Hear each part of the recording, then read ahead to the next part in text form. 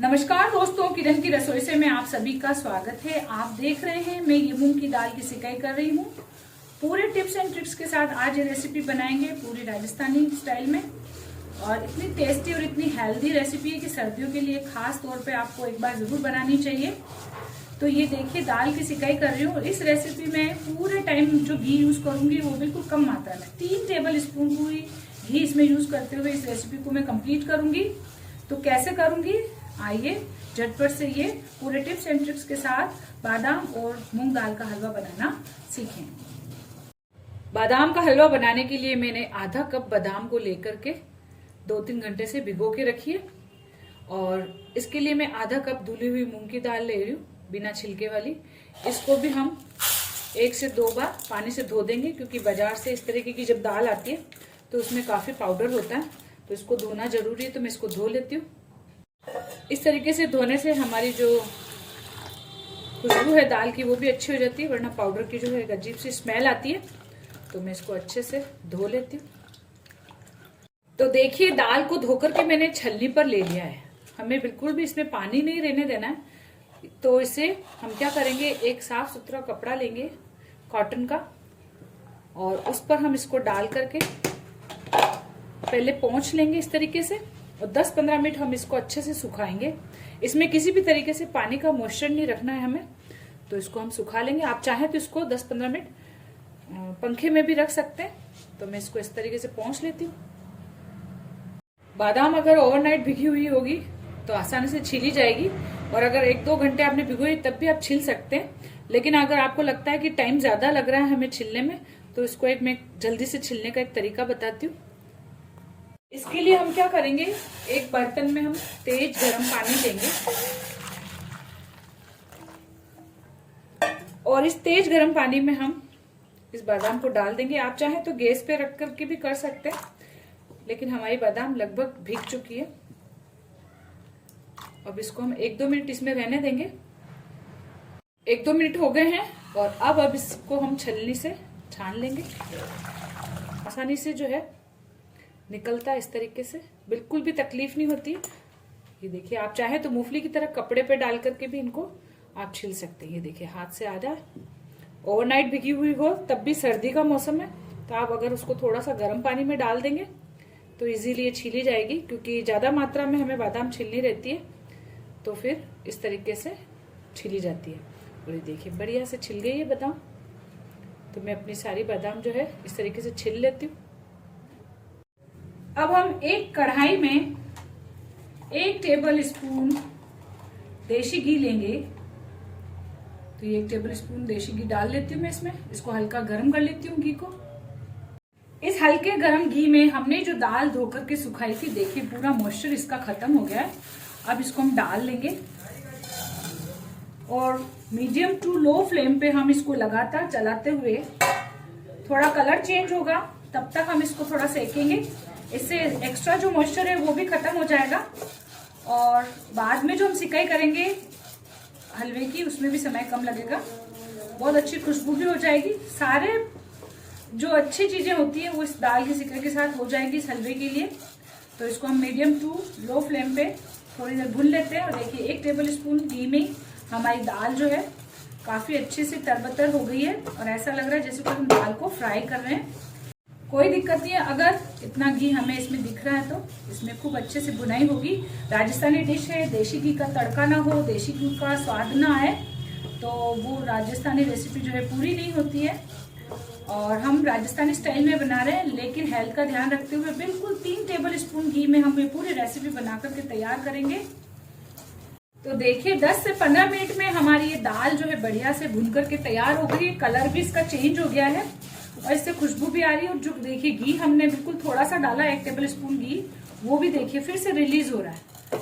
यानी हमने कितना कम घी यूज किया, फिर भी हमें घी इसमें से दिख रहा है। तो आप देखिए लास्ट तक हमें जो है रेसिपी में कितना घी दिखने वाला है। तो अब ये देखिए मूंग दाल की जो है हमारी सिकाई हो गई है। अब इसको हम गैस बंद करके थोड़ी देर इसको इस तरीके से चलाएंगे, और इसको ठंडा होने देंगे। पूरी तरह से इसको ठंडा करेंगे। दाल हमारी ठंडी हो गई, और अब हमने इसको जार में डाल दिया है, और अब इसको हम पीसेंगे। इसमें काफी घी की मात्रा है अभी। तो देखिए थोड़ी सी हमने चलाई है दाल को और इस तरीके से ये दरदरी हो गई है। और अब इसमें हम क्या करेंगे, हमने जो बादाम छीली थी उसको भी हमने थोड़ा सा ड्राई कर दिया। इस पर भी पानी का अंश नहीं होना चाहिए। इस हलवे में आप देखेंगे बिल्कुल भी हम पानी का टच नहीं कर रहे हैं कहीं पे भी। जितना कम पानी में हम इस रेसिपी को बनाएंगे उतने दिन तक हमारी लंबी इसकी रेसिपी चलेगी और सुरक्षित रहेगी। किसी प्रकार की कोई स्मेल भी नहीं आएगी, टेस्ट भी बरकरार रहेगा। तो इसको मैंने हल्का सा देखिए छिल करके इस तरीके से फैला दिया तो ड्राई हो गई। तो ये मैं डाल देती हूँ इसमें और इसको भी हम इसके साथ पीसेंगे। अब देखिए ये जो है इसके साथ मैंने एक बार चला लिया और इसी में हम इसका मॉइस्चर के लिए हम क्या करेंगे, इसमें हम 2 टेबल स्पून देशी घी डालेंगे। तो देखिए 2 टेबल स्पून मैंने अभी घी डाल दिया है। पूरी रेसिपी में हम बस यही घी यूज कर रहे हैं।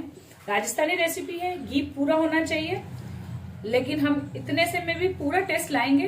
तो इसके लिए हम स्पेशल ट्रिक्स अपना रहे हैं। तो इसको मैं चला लेती हूँ। तो देखिए इसको हम पीस रहे हैं इसी मॉइस्चर में, वरना घी जो है दाल के बराबर चाहिए। जितनी दाल हम ले रहे हैं उतने घी की आवश्यकता होती है इस तरीके की हलवे की रेसिपी में। लेकिन हम देखिए कितना कम घी यूज कर रहे हैं बादाम और दाल के हलवे में। और इसको हम इस तरीके से चलाते हुए बिल्कुल बारीक पीस लेंगे। तो देखिए दाल को हमने इस तरीके से पीसा है। और अगर आपको दिक्कत हो अभी, क्योंकि सर्दी है तो घी थोड़ा सा जम जाता है बार बार जैसे चलाते हैं, तो वरना गर्मी होती है तो ये पूरा घी भी रिलीज कर देता। और इसमें जो है हम थोड़ा सा दूध डाल के भी पीस सकते हैं। अगर आपको लगता है कि जार पीसने में दिक्कत कर रहा है तो 1 से 2 टेबल स्पून जो है नॉर्मल दूध आप लेके पीस लें। लेकिन पीसना इसका टेक्सचर बिल्कुल पतला है। बादाम को हम चाहे कितना ही पीसें लेकिन उसके अंदर एक दाना सा तो रहता ही है। तो वो दाना अगर रह जाए तो कोई दिक्कत नहीं है, क्योंकि वो दाना हलवा बनने के टाइम पे वो वापस फूल करके आता है, जो उसके टेक्सचर को बहुत ही रिच करता है। तो अब हम इसको निकाल लेंगे। अब दाल को मैंने उसी कढ़ाई में निकाल दिया है। अब देखिए इसमें मैंने कोई घी तेल अलग से नहीं डाला है। जो घी हमने इसको फेंटने में डाला था पीसते वक्त वही इसमें है। और अब इसको हम लो टू मीडियम फ्लेम पर लगातार इस तरीके से चलाते हुए थोड़ा सा भूनेंगे, थोड़ा कलर चेंज होगा। आज की रेसिपी की ट्रिक है कि देखिए बर्तन जो है थोड़ा सा चिपक रहा है, तो इसके लिए हम क्या करेंगे, आधा टीस्पून करीब बस नाम मात्र का हल्का सा घी हमें इसमें डाल देना है। इससे क्या होगा, हमारा ये जो मिश्रण है नीचे चिपकेगा नहीं। और फिर इसको हम उतार लेंगे। इस चिपके हुए पोर्शन को आराम से अलग हो जाएगा। तो इसको हम सेक लेंगे, क्योंकि अभी कच्चा है इसलिए कढ़ाई भी चिपक रही है। और फिर जैसे इसकी सिकाई हो जाएगी तो ये कढ़ाई को छोड़ देगा। तब सीखते सीखते देखिए चिपकना भी बंद हो गया और इसका जो टेक्सचर है ये भी दरदरा सा हो गया है और खुशबू भी अच्छे से आ रही है। दाल हमने पहले से सेक रखी थी तो कोई दिक्कत नहीं आ रही है, जल्दी सीख जाती है, ज्यादा टाइम नहीं लगता है इस हलवे को बनाने में। आधे घंटे में आप ये हलवा बना करके तैयार कर सकते हैं। और ये देखिए कलर जो है अब चेंज हुआ है और बहुत अच्छी खुशबू है। राजस्थानी रेसिपी में मावा भी खूब मात्रा में डाला जाता है, लेकिन हम इसमें घर के दूध की आधा कप मलाई डाल रहे हैं। फिर मलाई डालेंगे, इसको अच्छे से मिक्स करेंगे। तो मलाई हमने अच्छे से इसमें मिक्स कर दी है। और अब इसमें हम 2 कप दूध डालेंगे थोड़ा थोड़ा करके। तो ये 1 कप दूध अभी डाल रही हूं मैं, थोड़ा थोड़ा करके डालेंगे ताकि लम्प्स ना रहे। और इसको अच्छे से मिक्स करेंगे। तो 1 कप दूध डाल दिया था, अब दूसरा कप दूध भी हम डाल रहे हैं। और अब इसको हम अच्छे से मिक्स कर लेते हैं। इसी टाइम इसमें हम आधा कप शक्कर भी डाल रहे हैं। अब इसको भी अच्छे से मिक्स करेंगे।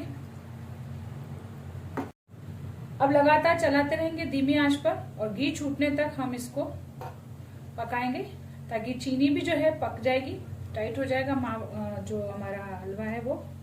उसके बाद जो है ये हलवे का रूप लेगा। तभी तो देखिए लिक्विड है, तो इससे क्या होगा कि मूंग का और बादाम का जो दाना है वो अच्छा सा फूलेगा इसमें। तो इसको हम चलाते रहेंगे। तो आप देखिए साइडों से जो है घी छूटने लगा है अच्छे से। और अब इसमें हम केसर भिगो के हमने रखी थी वो डालेंगे। ये ऑप्शनल है, लेकिन राजस्थानी रेसिपी में केसर भी भरपूर होती है, घी भी भरपूर होता है। केसर से जो है इसका कलर जो है बहुत ही फाइन आएगा और टेस्ट भी बहुत अच्छा आएगा। और इसमें हम थोड़ी सी इलायची भी डाल देंगे। तो देखिए घी हमारा पूरा छूट गया है, तो हलवा हमारा तैयार है। इसमें हम थोड़े से पिस्ता डाल देंगे फ्राई किए हुए, ताकि क्रंचीनेस लगे। और थोड़े से बादाम भी डाल देंगे। तो देखिए हमारा गर्मा गर्म बादाम का हलवा बनकर के तैयार है। बिल्कुल शादियों वाला टेस्ट है। और कलर आप चाहें तो केसर ज्यादा डाल सकते हैं और बिना केसर के भी बना सकते हैं, व्हाइट कलर का भी अच्छा लगेगा। लेकिन राजस्थानी रेसिपी में पीला टच हो केसर का तो बहुत ही रिच लगता है वो। अब इसको हम थोड़ा सा पिस्ता से और थोड़ी सी बादाम की कतरन से गार्निश करेंगे। तो आप भी इस बादाम के हलवे को इस सर्दी में एक बार बनाएं जरूर और मुझे कमेंट करके जरूर बताएं।